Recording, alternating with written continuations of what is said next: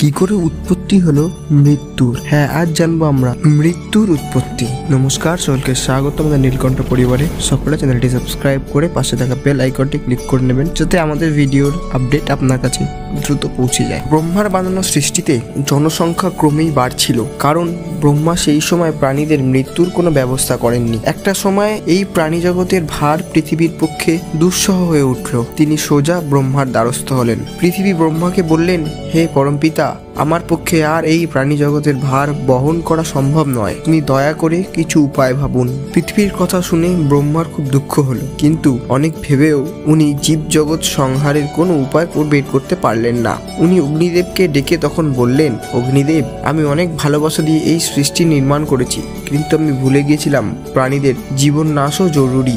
এই কাজ আপনাকে পূর্ণ করতে হবে যে আপনি অবিলম্বে আগুন জ্বালিয়ে প্রাণীদের নিধনের কাজ শুরু করুন। অগ্নিদেব এই ঘৃণ্য কাজ করতে মোটেই ইচ্ছুক ছিলেন না, কিন্তু ব্রহ্মার নির্দেশের সামনে তিনি আর কি বলেন। যেমন আজ্ঞা বলে অগ্নিদেব আজ্ঞা পালন শুরু করলেন। কিছুক্ষণের মধ্যে পৃথিবীর চারিদিকে আগুনের লেলিহান শিখা দেখা গেল। সব জীবজন্তু পুড়ে ছাই হতে শুরু করলো। বিশ্বজুড়ে হাহাকার পড়ে গেল। পৃথিবী থেকে প্রাণীর সংখ্যা অতি দ্রুত কমতে শুরু করে দিল।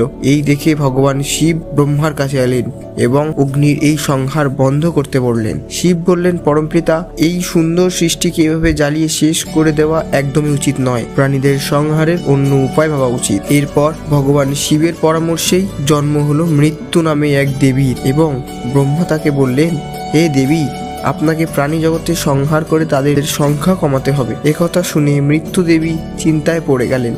তিনি ব্রহ্মাকে বললেন, দেব, আমার এই কাজ একেবারেই পছন্দ নয়। কোনো নির্দোষকে মারা অধর্ম। আমি এই পাপ কাজ করতে চাই না। একথা শুনে ব্রহ্মা মৃত্যুকে বোঝালেন, আমি তোমাকে আশীর্বাদ করছি, এই সংহারে তোমার কোনো পাপ হবে না। তোমার প্রভাবের হবে রোগের জন্ম, আর প্রাণী জগৎ রোগে মরবে। তাছাড়া অতিরিক্ত লোভ, ক্রোধ, ঈর্ষা, মোহ ও জীবের মৃত্যুর কারণ হবে। মৃত্যু দেবী ব্রহ্মার এই আশীর্বাদ স্বীকার করলেন, আর সংসারে মৃত্যুর সূচনা হলো। অগ্নিদেবও সংহারের সেই খারাপ কাজ থেকে মুক্তি পেলেন। কেমন লাগলো বন্ধুরা আজকের এই গল্পটি? সকলে কমেন্ট বক্সে হর হর মহাদেব লিখতে একদমই ভুলবেন না।